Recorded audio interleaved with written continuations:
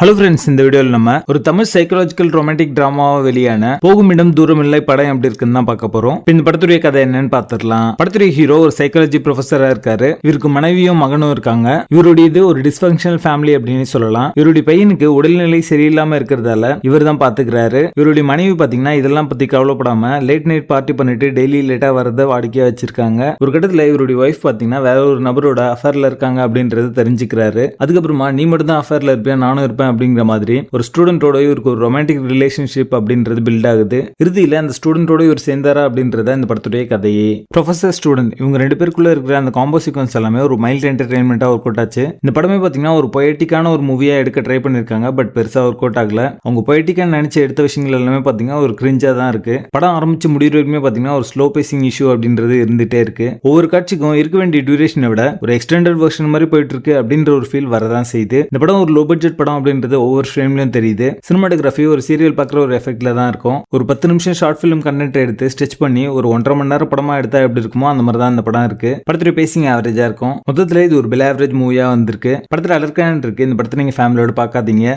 போகுமிடம் தூரமில்லை படத்துக்கு எங்களோட rating 3 out of 10.